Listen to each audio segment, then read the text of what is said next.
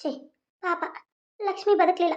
ಅಲ್ಲ, ಎರಡು ಮುದ್ದಾದ ಮಕ್ಕಳನ್ನ ಜನ್ಮ ನೀಡಿ ಸತ್ತೋದ್ಲಲ್ಲ. ಈ ವಿಷಯನ ಅವ್ರ ಮನೇಲಿ ಕೇಳಿ ಹೇಗೆ ತಗೋತಾರಂತಾನೆ ಗೊತ್ತಾಗ್ತಾ ಇಲ್ಲ. ನನಗೂ ಅದೇ ಗೊತ್ತಾಗ್ತಾ ಇಲ್ಲ ಮೇಡಮ್. ಮಕ್ಕಳು ನೋಡಿ ಎಷ್ಟೊಂದು ಮುದ್ದಾಗದವ. ಮಕ್ಕಳು ನೋಡ್ತಾ ಇದ್ರೇನೆ ಕಣ್ಣಲ್ಲಿ ನೀರು ಬರುತ್ತೆ. ಒಂದು ಗಂಡು ಒಂದು ಹೆಣ್ಣು. ಆದರೆ ಅವ್ರಿಗೆ ಒಂಚೂರು ಎಚ್ಚರನೇ ಆಗ್ತಾ ಇಲ್ಲ. ಬದುಕೋ ಥರನೂ ಇದು ಹೋಗ್ಬಿಡ್ತು. ಆದರೆ ಸತ್ತೇ ಹೋಗ್ಬಿಟ್ರಲ್ಲ, ಏನು ಮಾಡೋದು? ದೇವರು ಬಂಗಾರ ಅಂತ ಎರಡು ಮಕ್ಕಳನ್ನು ಕೊಟ್ಟ, ತಾಯಿನ ಕಿತ್ಕೊಂಡ. ಈ ಮಕ್ಕಳಿಗಿನ್ನ ತಾಯಿ ಪ್ರೀತಿನೇ ಇಲ್ದಂಗೆ ಆಯ್ತಾ? ಏನು ಮಾಡೋದು? ನೋಡಿ ಸಿಸ್ಟರ್, ಈ ವಿಷಯನ ಹೋಗಿ ಅವ್ರ ಮನೇಲಿ ಹೇಳಿ ಮಕ್ಕಳನ್ನ ಮೊದಲು ಕೊಡಿ. ಹ್ಞೂ ರಮೇಶ್ ಅವರೇ. ಡಾಕ್ಟ್ರ್ ಹೇಗಿದ್ದಾರೆ ನನ್ನ ಮಕ್ಕಳು, ನನ್ನ ಹೆಂಡತಿ? ಸಾರಿ ರಮೇಶ್ ಅವರೇ, ಅದು ನಾವು ಎಷ್ಟೇ ಪ್ರಯತ್ನ ಪಟ್ವಿ, ಆದರೆ ಮಕ್ಕಳನ್ನ ಉಳ್ಸೋಕ್ಕಾಯ್ತು, ತಾಯಿನ ಉಳ್ಸೋಕ್ಕಾಗಲಿಲ್ಲ. ಎಷ್ಟು ಪ್ರಯತ್ನ ಪಟ್ವಿ, ಆದರೆ ಅವರಿಗೆ ಗರ್ಭಕೋಶಕ್ಕೆ ಪೆಟ್ಟು ಬಿದ್ದಿದೆ. ಜಾಸ್ತಿ ಓಡಿಬಿಟ್ಟಿದ್ದಾರೆ ಅಂತ ಅನಿಸುತ್ತೆ. ಓಡಿ ಓಡಿ ತುಂಬು ಗರ್ಭಿಣಿ ಬೇರೆ. ಹೊಟ್ಟೆಯಲ್ಲಿ ಎರಡು ಮಕ್ಕಳು ಇರೋದ್ರಿಂದ ಅವಳು ಪಾಪ ಬದುಕಿಸೋಕ್ಕೆ ಆಗಲಿಲ್ಲ. ಈ ಎರಡು ಮಕ್ಕಳು ಆರಾಮಿದ್ದಾವೆ, ಆದರೆ ಲಕ್ಷ್ಮಿ ಉಳ್ಸೋಕ್ಕಾಗಲಿಲ್ಲ. ನೋ, ಇಲ್ಲ, ನನ್ನ ಹೆಂಡತಿ ಇಲ್ಲದೆ ನಾನು ಒಂದು ಕ್ಷಣನೂ ಬದುಕೋದಿಲ್ಲ. ಅವಳು ನನ್ನ ಜೀವನ ಕೊಟ್ಟ ದೇವತೆ. ಅವಳೇ ಇಲ್ಲ ಅಂದಮೇಲೆ ಈ ಭೂಮಿ ಮೇಲೆ ನಾನಿದ್ದೇನು ಮಾಡಲಿ, ನಾನು ಬದುಕಿ ಏನು ಮಾಡಲಿ? ನಾನು ಅವಳು ಮುದ್ದಾದ ಮಕ್ಕಳನ್ನ ಮುಖ ನೋಡ್ದೇ ಹೋಗ್ಬಿಟ್ಲಲ್ಲ. ಇಲ್ಲ ಇಲ್ಲ, ನಾನು ಕೂಡ ನೋಡಲ್ಲ. ನನ್ನ ಲಕ್ಷ್ಮಿ ಇಲ್ಲದೆ ನಾನು ಬದುಕಲ್ಲ ಡಾಕ್ಟರ್. ಅಣ್ಣ ಸಮಾಧಾನ ಮಾಡ್ಕೊ ಅಣ್ಣ ಸಮಾಧಾನ ಮಾಡ್ಕೊ. ಅಲ್ಲ, ಮಕ್ಕಳ ಮುಖ ನೋಡಣ್ಣ. ನೀನು ಹಿಂಗೆ ಅಳ್ತಾ ಇದ್ರೆ ಹೆಂಗೆ? ಮಕ್ಕಳ ಮುಖ ನೋಡು. ಸಿಸ್ಟರ್, ಅವೆರಡು ಮಕ್ಕಳು ಕೊಡಿ ಅವ್ರ ಕೈಯಲ್ಲಿ. ನನ್ನ ಲಕ್ಷ್ಮಿ ಇಲ್ಲದೆ ನನ್ನ ಮಕ್ಕಳನ್ನ ನನಗೆ ಮುಟ್ಟಕ್ಕೂ ಆಗ್ತಾ ಇಲ್ಲ. ಲಕ್ಷ್ಮಿ, ನಾನು ಹೆಂಗೆ ಬಿಟ್ಟು ಹೋದೆ? ನೀನು ಸಾಕಾಗುವಷ್ಟು ಪ್ರೀತಿ ಕೊಟ್ಟು ನಾನು ಬಿಟ್ಟು ಹೋದ್ರೆ ನಾನು ಹೆಂಗೆ ಬದುಕಲಿ ಲಕ್ಷ್ಮಿ? ಹೆಂಗೆ ಬದುಕಲಿ? ನಿನ್ನ ನೆನಪಲ್ಲೇ ನಾನು ಇರೋಕ್ಕಾಗಲ್ಲ. ನನಗೆ ನಿನ್ನ ಬಿಟ್ಟು ಬದುಕೋ ಶಕ್ತಿನೂ ಇಲ್ಲ. ಸುಳ್ಳಿದು, ನೀನು ಸತ್ತಿಲ್ಲ. ಇವರೆಲ್ಲ ಸುಳ್ಳು ಹೇಳ್ತಾ ಇದ್ರೆ ಸುಳ್ಳು. ನೀನು ಸತ್ತಿಲ್ಲ ಲಕ್ಷ್ಮಿ, ಸತ್ತಿಲ್ಲ. ನಾನು ಲಕ್ಷ್ಮಿ ನೋಡ್ಬೇಕು ಡಾಕ್ಟರ್, ಲಕ್ಷ್ಮಿ ನೋಡಬೇಕು. ಸರ್, ಮಕ್ಕಳನ್ನ ತಗೊಳ್ಳಿ, ಎತ್ಕೊಳ್ಳಿ. ಇಲ್ಲ, ನನ್ನ ಲಕ್ಷ್ಮಿ ಇಲ್ಲದೆ ನಾನು ಈ ಮಕ್ಕಳನ್ನ ಮುಟ್ಟಲ್ಲ. ನಂಗೆ ಲಕ್ಷ್ಮಿ ಬೇಕು. ನನ್ನ ಲಕ್ಷ್ಮಿ ಮೊದಲು ನೋಡಬೇಕು. ನಾನು ಆಮೇಲೆ ಮಕ್ಕಳು ನೋಡ್ತೀನಿ. ನಂಗೆ ಲಕ್ಷ್ಮಿ ಬೇಕು. ಸಿಸ್ಟರ್, ಮಕ್ಕಳನ್ನ ಕೊಡಿ ಇಲ್ಲಿ. ಸಿಸ್ಟರ್, ಅವರು ಈಗ ಮಕ್ಕಳನ್ನ ಎತ್ಕೊಳ್ಳೋ ಸ್ಥಿತಿಲಿಲ್ಲ. ನೀವು ಹೋಗಿ ಅವನ್ನ, ಪಾಪ ಎರಡು ಮಕ್ಕಳು ಇನ್ನೂ ಚಿಕ್ಕವಿದ್ದಾವೆ, 7 ಮಂತ್ ಬೇಬೀಸು. ನೋಡಿ ಮಿಸ್ಟರ್, ನಿಮ್ಮ ಹೆಸರು ರಾಜು ಅಲ್ಲ, ಬೇಡ. ಮಕ್ಕಳ ಚಿಕ್ಕ ಮಕ್ಕಳ, ಅವು ಇನ್ನೂ ಭಾಳ 7 ಮಂತ್ ಬೇಬಿ ಇರೋದ್ರಿಂದ ತುಂಬ ನೋಡಿ, ಒಂದು ಮಗು ಎಷ್ಟು ಚಿಕ್ಕದಿದೆ, ಒಂದು ಮಗು ದೊಡ್ಡದಿದೆ. ಅದಕ್ಕೆ ಪ್ರಾಬ್ಲಮ್ ಆಗುತ್ತೆ. ಒಂದು ಸ್ವಲ್ಪ ಐಶ್ಯೂನಲ್ಲಿ ಇಡ್ತೀವಿ 2 ದಿನ, ಆಮೇಲೆ ಅವು ನಾರ್ಮಲ್ ಆದರೆ ಕೊಡ್ತೀವಿ. ಇಲ್ಲಾಂದರೆ 1 ಮಂತ್ ಐಶ್ಯೂನಲ್ಲೇ ಇರಬೇಕಾಗುತ್ತೆ. ಹಾಗಾದರೆ ಈ ಮಕ್ಕಳ ಐಶ್ಯೂನಲ್ಲಿಲ್ಲ? ಹಾಂ, ಇಟ್ಬಿಡು ಸಿಸ್ಟರ್. ಸರಿ ಮೇಡಮ್. ಅದು ನಮ್ಮನ್ನ ಒಂಚೂರು ಎತ್ಕೋತಿದ್ದ. ನಿಮ್ಮ ಮಕ್ಕಳನ್ನ ತೋರ್ಸಕ್ಕೆ ಬಂದಿದ್ದೆ ನಾನು, ಕೊಡೋಕ್ಕಲ್ಲ. ಅಂದರೆ ಅವು ಚಿಕ್ಕ ಮಕ್ಕಳಿದಾವಲ್ಲ, ಇನ್ಫೆಕ್ಷನ್ ಆಗಿಬಿಡುತ್ತೆ. ಅದಕ್ಕೆ ಐಶ್ಯೂನಲ್ಲಿ ನೀವು ಮುಟ್ಟಿದ್ಮೇಲೆ ನಂಗೆ ಹೋಗಿಡೋಕ್ಕಾಗಲ್ಲ. ಪ್ಲೀಸ್ ಅರ್ಥ ಮಾಡ್ಕೊಳ್ಳಿ. ನಾನು ಐಶ್ಯೂನಲ್ಲಿ ಇಡ್ತೀನಿ. ನೀವು ನೋಡಬೇಕು ಅಂದರೆ ಅಲ್ಲೇ ಹೋಗಿ ನೋಡಿ. ಅಣ್ಣ ಸಮಾಧಾನ ಮಾಡ್ಕೊ ಅಣ್ಣ. ಅದಕ್ಕೆಗೆ ಏನೂ ಆಗಿರಲ್ಲ. ಇವ್ರು ಸುಳ್ಳೇ ಹೇಳ್ತಾ ಇದ್ದಾರೆ. ಅಮ್ಮ ಅಪ್ಪ ಇನ್ನೂ ಬರ್ತಿಲ್ಲ. ರಮೇಶ, ಅಪ್ಪ ಲಕ್ಷ್ಮಿ ನಮ್ಮನ್ನೆಲ್ಲ ಬಿಟ್ಟು ಹೋದ್ಲಂತಪ್ಪ. ಲಕ್ಷ್ಮಿ ಇಲ್ಲದೆ ನಾನು ಬದುಕಲ್ಲಪ್ಪ. ಅವಳು ಹೇಗಾದ್ರೂ ಮಾಡಿ ಉಳಿಸ್ಕೊಳಪ್ಪ. ಎಷ್ಟೇ ದುಡ್ಡು ಖರ್ಚಾಗಲಿ, ನಮ್ಮ ಮನೆ ಮಠ ಎಲ್ಲ ಹೋಗಲಿ, ನಂಗೆ ಲಕ್ಷ್ಮಿ ಬೇಕಪ್ಪ. ನನ್ನ ದುಡ್ಡೆಲ್ಲ ಹೋದ್ರೂ ಚಿಂತೆ ಇಲ್ಲ, ನನಗೆ ನನ್ನ ಲಕ್ಷ್ಮಿ ಬೇಕು. ನನ್ನ ಕಣ್ಣು ತೆರೆಸಿದ ದೇವತೆ ಅಪ್ಪ. ಕುಡ್ದು ಆ ಮೊರಿ ಬೀಳ್ತಿರ್ಬೇಕಾದ್ರೆ ನನ್ನನ್ನು ಒಂದು ಒಳ್ಳೆ ವ್ಯಕ್ತಿ ಮಾಡಿ ನನಗೊಂದು ಸ್ಥಾನ ಅಂತ ಕೊಟ್ಟವಳು ಅವಳನ್ನ ಬಿಟ್ಟು ನಾನು ಹೇಗಿರ್ಲಪ್ಪ? ಇಲ್ಲಪ್ಪ, ನನಗೆ ನನ್ನ ಲಕ್ಷ್ಮಿ ಬೇಕು. ನನ್ನ ಲಕ್ಷ್ಮಿ ಬೇಕಪ್ಪ. ಇದೆಲ್ಲ ಏನಾಯ್ತು ಮಗನೇ? ಏನಾಯ್ತು? ಇನ್ನೂ 7 ತಿಂಗಳು ಅವಳಿಗೆ. ಈಗ ಹೆಂಗೆ ಇದಾಯ್ತು? ಅವಳು ಅವ್ರ ತವ್ರ ಮನೆಗೆ ಕಳಿಸ್ಲೇಬಾರ್ದಾಗಿತ್ತು, ನಮ್ಮನೆಲ್ಲ ಇಟ್ಕೋಬೇಕಾಗಿತ್ತು. ನಾನು ತಪ್ಪು ಮಾಡಿದೆ. ಅಮ್ಮ, ಇದೆಲ್ಲ ಆಗಿದ್ದು ಒಂದು ದೊಡ್ಡ ದುರಂತ. ಅದು ನಿನಗೀಗ ಹೇಳೋಕ್ಕಾಗೋ ಸ್ಥಿತಿಲೂ ನಾನಿಲ್ಲಮ್ಮ. ನಿನಗೆ ಹೇಳ್ತೀನಿ. ಇದೆಲ್ಲ ಮೊದಲು ಒಂದು ಸ್ವಲ್ಪ ಸಮಾಧಾನ ಆಗಲಿ ಅಣ್ಣ. ಒಂದಿಟ ನೀನು ಸುಮ್ಮನಿರಮ್ಮ. ಇದೊಂದು ದೊಡ್ಡ ದುರಂತ. ಅಕ್ಕೆಗೆ ಅನ್ಯಾಯ ಮಾಡಿಬಿಟ್ರು, ಮೋಸ ಮಾಡಿಬಿಟ್ರು, ನಂಬಿಸಿ ಕುತ್ತಿಗೆ ಕೋದ್ಬಿಟ್ರಮ್ಮ. ಯಾರು ಇದು ಮಾಡಿದ್ದು? ರಾಜು, ಹೇಳು, ಯಾರು ಇದು ಮಾಡಿದ್ದು? ಅವ್ರ ಮನೆಯವರೇ ಪಾಪ ಮೋಸ ಮಾಡಿಬಿಟ್ರು. ನೀನಲ್ಲಿ ಕಳಿಸ್ಲೇಬಾರ್ದಾಗಿತ್ತಮ್ಮ. ಸರಿ, ನೀವು ಮಾತಾಡ್ಕೊಳ್ಳಿ. ಪ್ರೊಸೀಜರ್ ಏನಿದೆ ಅಂತ ನಾನು ಮುಗಿಸಿ ಆಮೇಲೆ ನಿಮ್ಗೆ ಸಿಗ್ತೀನಿ. ಡಾಕ್ಟರ್, ಹೇಗಾದರೂ ಮಾಡಿ ಲಕ್ಷ್ಮಿನ ಬದುಕಿಸ್ಕೊಡಿ. No more sir. ಇದ್ರೆ ನಾನು ಹೇಳ್ತಿದ್ನಲ್ಲ, ಲಕ್ಷ್ಮಿ. ನೀವ್ಯಾಕ್ರಿ ಇಲ್ಲಿ ಬಂದ್ರಿ? ರಮೇಶ, ಏನು ಮಾತಾಡ್ತಾ ಇದೀಯಾ? ಸಿಟ್ಟಲ್ಲಿ ಏನು ಮಾತಾಡ್ತಾ ಇದೀಯಾ? ಇಲ್ಲಿ ನಿಮ್ಗೆ ಯಾರು ಬಾ ಅಂತ ಹೇಳಿದ್ರು? ನಿಮಗೆ ಯಾರು ಫೋನ್ ಹಚ್ಚಿದ್ರು? ನಿಮಗೆ ಹೆಂಗ್ರಿ ಗೊತ್ತಾಯ್ತು? ಅಣ್ಣ, ನಾನೇ ಫೋನ್ ಮಾಡಿದೆ. ಅದು ಅವರು ಅಪ್ಪ ಅಮ್ಮ ಅಲ್ವಾ? ಯಾರು ಅಪ್ಪ ಅಮ್ಮ ರಾಜು? ಏನು ಮಾತಾಡ್ತಾ ಇದೀಯ ನೀನು? ನನ್ನ ಹೆಂಡತಿನ ನೋಡೋಕ್ಕೆ ಇವ್ರು ಏನು ಸಂಬಂಧ ಅವಳಿಗೆ? ಹಾಂ, ನನ್ನ ಹೆಂಡತಿ ಈ ಸ್ಥಿತಿಲಿ ಹಿಂಗೆ ನಮ್ಮನ್ನು ಬಿಟ್ಟು ಹೋದ್ಲು ಅಂದರೆ ಅದಕ್ಕೆ ಕಾರಣನೇ ಇವ್ರನ್ನ ನಾನು ಸುಮ್ಮನೆ ಬಿಡಲ್ಲ. ಒಬ್ಬೊಬ್ಬರನ್ನು ಕಂಬಿ ಅನ್ನಿಸ್ಬೇಕು, ಹಂಗೆ ಮಾಡ್ತೀನಿ. ನನ್ನ ಹೆಂಡತಿನ ಸಾವಿಗೆ ಇವರೇ ಕಾರಣ. ಏನು ಹೇಳ್ತಾ ಇದೆಯಪ್ಪ? ನನ್ನ ಮಗಳವಳು ಲಕ್ಷ್ಮಿ, ನನ್ನ ಮಗಳು. ಅವಳಿಗೆ ನಾವು ಕಾರಣ. ಏನಾಯ್ತು ನನ್ನ ಮಗಳಿಗೆ? ಅಲ್ಲ ಅಳಿ ಅಂದರೆ ಏನು ಹುಚ್ಚುಚ್ಚಾಗಿ ಮಾತಾಡ್ತಾ ಇದ್ದೀರಾ? ಏನು ಕಾರಣ? ನಮ್ಮ ಮಗಳಿಗೆ ನಾವೇನು ತೊಂದರೆ ಮಾಡ್ತೀವಿ? ನಮ್ಮ ಮನೇಲಿ ಆರಾಮ್ ಉಣ್ಕೊಂಡು ತಿನ್ಕೊಂಡು ಆರಾಮಿದ್ಲು. ಬೆಳಗ್ಗೆ ಕುಂತವಳು ಅಕ್ಕಿನೂ ಇಲ್ಲ. ಎಲ್ಲಿ ಹೋಗೋರಂತ ನಾವು ಹುಡುಕ್ತಾ ಇದ್ದೀವಿ. ಹುಡುಕಿ ಸುಸ್ತಾಗಿ ಇನ್ನೇನು ಮನೆಗೆ ಬಂದು ಕುಂಡ್ರಬೇಕು ಅನ್ನೋಷ್ಟರಲ್ಲಿ ಇವ್ರದ್ದು ಫೋನ್ ಬಂತು. ಬಂದು ನೋಡಿದ್ರೆ ಹಾಸ್ಪಿಟ್ಲಿಗೆ ಬರ್ರಿ ಅಂತಂದರು. ಬಂದರೆ ಡಾಕ್ಟರ್ ಬಾಯಿಂದ ಲಕ್ಷ್ಮಿ ಇಲ್ಲ ಅಂತ ಸುದ್ದಿ ಕೇಳಿ ಶಾಕ್ ಆಗಿ ಅವಳು ಅಳ್ತಾ ಇದ್ದಾಳೆ.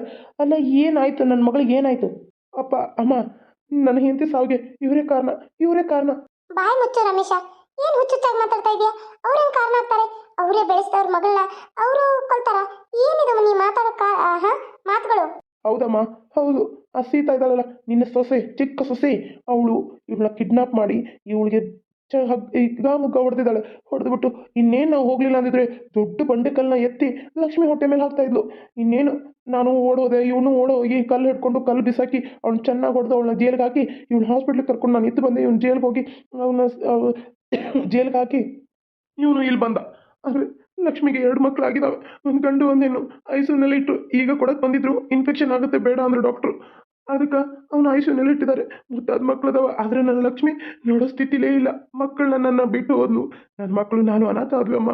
ಲಕ್ಷ್ಮಿಯಿಂದ ನಾನು ಬದುಕಲ್ಲ. ಸಮಾಧಾನ ಮಾಡ್ಕೊ ಮಗನ, ಸಮಾಧಾನ ಮಾಡ್ಕೊ, ಏನಾಗಲ್ಲ, ಅಳ್ಬೇಡ, ಸಮಾಧಾನ ಮಾಡ್ಕೊ.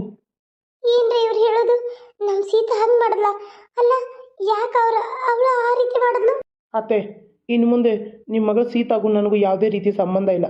ನಾನು ಅವಳಿಗೆ ಡೈವರ್ಸ್ಗೆ ಅಪ್ಲೈ ಮಾಡಿ ಕೊಟ್ಟು ಆಯಿತು. ಅದು ಯಾವಾಗ ಬರುತ್ತೋ ಅವಾಗ ಪ್ಲೀಸ್ ನಿಮ್ಮ ಕೈ ಮುಗಿದು ಕೇಳ್ಕೊತೀನಿ, ಡೈವರ್ಸ್ ಪೇಪರ್ಗೆ ಅವಳ ಕಡೆಯಿಂದ ಸಹಿ ಮಾಡಿಸ್ಬಿಡಿ. ಹಾಗೆ ಅವಳು ಜೈಲ್ ಶಿಕ್ಷೆ ಆಗೋ ಮನೆಗೆ ನಾವು ಬೇಲು ಕೊಡ್ದಂಗೆ ಅವಳಿಗೆ ಶಿಕ್ಷೆ ಮಾಡ್ತೀವಿ. ಯಾಕಂದರೆ ನಮ್ಮ ಅತ್ತಿಗೆನ ಕೊಂದವಳು ಅವಳು ರಾಕ್ಷಸಿ. ಏನಪ್ಪ ನೀನು ಹೇಳೋ ರೀತಿ? ಅವಳು ಯಾಕೆ ಈ ರೀತಿ ಮಾಡ್ತಾಳ? ನನ್ನ ಮಗಳನ್ನ ಕೊಲ್ತಾಳ. ಅವರು ಪ್ರೀತಿ ಅಕ್ಕ ತಂಗಿ ಬಂದಾಗ ನಮ್ಮವ್ವ ಒಂದು ಬಾಧ್ಯ ಇದ್ರೂ ಅವಳನ್ನ ವಹಿಸ್ಕೊಂಡು ಮಾತಾಡ್ದವಳು ಅವಳು ಯಾಕೆ ಕೊಲ್ತಾಳೆ? ನಿಮಗೇನೋ ಭ್ರಮೆ ಆಗಿದೆ. ಅವಳು ಕೊಲ್ಲಲ್ಲ. ಸುಳ್ಳು ಹೇಳ್ತಾ ಇಲ್ಲ ಅತ್ತೆ, ಸುಳ್ಳು ಹೇಳ್ತಾ ಇಲ್ಲ. ಅವಳು ಹೊಟ್ಟೆಲಿ ಏನೋ ಮಗುನೇ ಇಲ್ವಂತೆ. ಸೀತನಗು ಹೊಟ್ಟೆಲಿ ಮಗು ಇಲ್ಲ, ಅದನ್ನೇನೋ ತಿಂದು ಕಳ್ಕೊಂಡ್ಬಿಟ್ಟಿದ್ದಾಳೆ. ಆಮೇಲೆ ಲಕ್ಷ್ಮಿಗೆ 2 ಮಗು ಇದೆ, 1 ಮಗು ಕೊಡು ಅಂದಿದ್ದಾಳೆ. ಡಾಕ್ಟ್ರು ಇವಳು ಸೇರಿ ಪ್ಲ್ಯಾನ್ ಮಾಡಿ ಇವಳ ಕೊಲೆ ಮಾಡೋಕ್ಕೆ ನೋಡಿದ್ದಾರೆ. ಅದಕ್ಕೆ ಅಲ್ಲಿಂದ ತಪ್ಪಿಸ್ಕೊಂಡಿದ್ದಾರೆ. ಅಲ್ಲಿಂದ ತಪ್ಪಿಸ್ಕೊಂಡ್ರು ಅವ್ರಿಗೆ ಓಡೋಕ್ಕಾಗಬೇಕು. ಹೊಟ್ಟೆಲಿ 2 ಮಗುನ ಇಟ್ಕೊಂಡು ಅವ್ರು ಹೇಗಿರ್ತಾರೆ? ಅದಕ್ಕೆ ಓಡ್ತಾರೆ. ಅಲ್ಲ, ಓಡಿ ಸುಸ್ತಾಗಿ ಬಿದ್ದಿದ್ದಾರೆ. ಇವಳು ಹೋಗಿ ಚೆನ್ನಾಗಿ ಹೊಡೆದಿದ್ದಾಳೆ. ಹೊಡೆದು ಒದ್ದು ಹೊಟ್ಟೆಗೆಲ್ಲ ಜಾಡಿಸಿ ಒದ್ದು ಹೊಟ್ಟೆ ಮೇಲೆ ಬಂಡೆಕಲ್ಲು ಹಾಕುವಾಗ ನಾನೇ ಓಡಿ ಹೋಗಿದ್ದೆ ಗೊತ್ತಾ? ನಾನೇ ಕಣ್ಣಾರೆ ನೋಡಿದ್ದೀನಿ, ಪ್ರತ್ಯಕ್ಷ ಸಾಕ್ಷಿ. ಅವಳು ಮಾತ್ರ ಸುಮ್ಮನೆ ಬಿಡೋದೇ ಇಲ್ಲ. ಅವಳು ಜೈಲ್ ಕಂಬಿ ಎನಿಸ್ತಾನೆ ಅಲ್ಲಿ ಪ್ರಾಣ ಬಿಡಬೇಕು. ಹಾಗೆ ಮಾಡ್ತೀನಿ. ಅಯ್ಯೋ ಶಿವ, ಎಂಥ ಮಗಳನ್ನ ಹೆತ್ತುಬಿಟ್ಟೆ. ನನ್ನ ಹೊಟ್ಟೆಲಿ ನನಗೆ ಈ ಥರ ಮಗಳು ಹುಟ್ಬಿಟ್ಲ, ರಾಕ್ಷಸಿ. ನನ್ನ ಮಗಳು ಲಕ್ಷ್ಮಿನ ಕೊಲೆ ಮಾಡಕ್ಕೆ ನೋಡಿದ್ಲ. ಅಯ್ಯೋ ದೇವ್ರೆ, ಎಂಥ ಕರ್ಮ ಬಂತೆ. ನನ್ನ ಪಾಲಿಗೆ ಅವಳು ಮಗಳು ಸತ್ಲು ನನ್ನ ಮಗಳು. ಅವಳ ಮಗಳು ಅನ್ನಕ್ಕೂ ನನಗೆ ಬಾಯಲ್ಲೇ ಹೊಲಸಾಗುತ್ತೆ.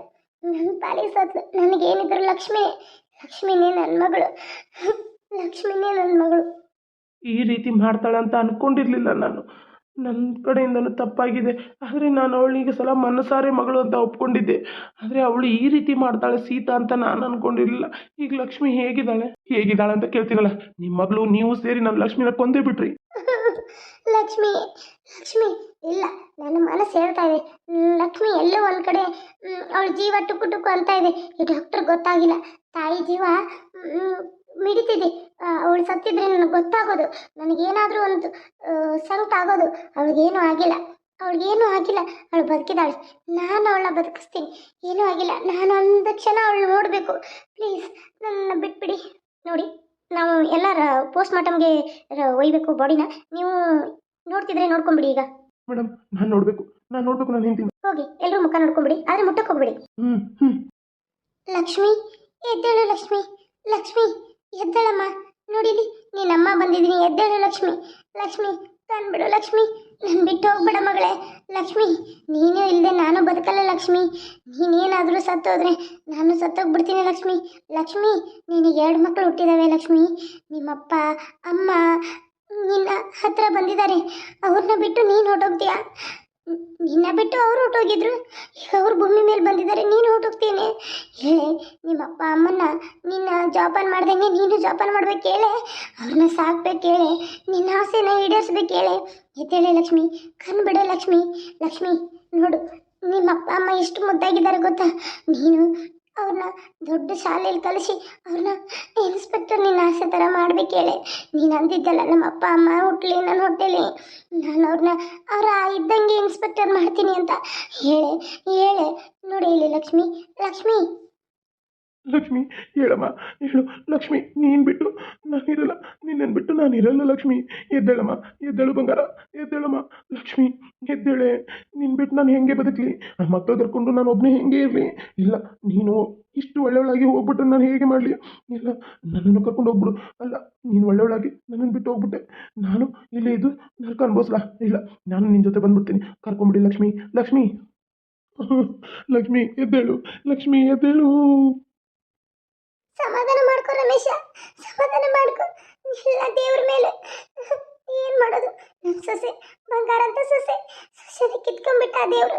ಎರಡು ಮೊಮ್ಮಕ್ಕಳನ್ನ ಕೊಟ್ಟು ನನ್ನ ಸೊಸೆನ ಕಿತ್ಕೋಬೇಕಾಗಿಲ್ಲ. ನನ್ನ ಮೊಮ್ಮಕ್ಕಳೇ ಬೇಡ ಆಗಿತ್ತು, ನನ್ನ ಸೊಸೆ ಇರಲಿ ಅಂತಿದ್ದೆ ನಾನು. ನನ್ನ ಸೊಸೆಗೆ ಇಷ್ಟೊಂದು ತೊಂದ್ರೆನಾ? ಬೇಡ ಬೇಡ ದೇವ್ರೆ, ನನ್ನ ಸೊಸೆನ ವಾಪಸ್ ಕೊಟ್ಬಿಡು. ಮುತ್ತಿನಂತ ನನ್ನ ಸೊಸೆ ಕೇಳಿದ್ನೆಲ್ಲ ಹೂ ಮಾವ ಅಂತ ಮಾಡ್ತಿದ್ಲು. ಆದರೆ ಈಗ ಅವಳು ಇಲ್ದಂಗಾಯ್ತಾ? ಅವಳು ಇಲ್ದೇ ಇದ್ದೆ ಮೊಮ್ಮಕ್ಕಳು ನಮಗೆ ಬೇಡವೇ ಬೇಡ. ಮೊಮ್ಮಕ್ಕಳು ಏನು ತಪ್ಪು ಮಾಡಿದಾರಪ್ಪ? ಮಕ್ಳು ಏನು ತಪ್ಪು ಮಾಡ್ತವೆ ಹೇಳಿ? ಅತ್ತಿಗೆಗೆ ತೊಂದರೆ ಮಾಡಿದ್ದು ಆ ಸೀತಾ ಮಾಡಿದ ತೊಂದರೆಗೆ ಅತ್ತಿಗೆ ಸತ್ತಿದ್ದಾರೆ. ಆ ಮಕ್ಳು ಏನು ಮಾಡಬೇಕು? ಅವು ನಮ್ಮ ಮನೇಲಿ ಹುಟ್ಟಿದ್ದೆ ತಪ್ಪ? ನೀವು ಮಾತಾಡೋದು ರೀತಿನೇ ಹೀಗಿದೆ ನೋಡಿ. ಅತ್ತಿಗೆಗೆ ಮಕ್ಳಂದ್ರೆ ಭಾಳ ಆಸೆ ಇತ್ತು. ಸಾಯೋವರೆಗೂ ಆ ಮಕ್ಳನ್ನ ಕೊಡಲ್ಲ ಅಂತಲೇ ಸತ್ರವರು. ಈಗ ಈ ರೀತಿ ಮಾಡೋದು ಸರಿಯಲ್ಲ. ಒಂದು ಮಾತು ಹೇಳ್ತೀನಿ, ನೀವೇನು ಹೇಳಕ್ ಹೋಗ್ಬೇಡಿ ಅಲ್ಲಿ. ಅಂದ್ರೆ ನಾನು ಹೇಳೋದನ್ನ ಕೇಳಿ.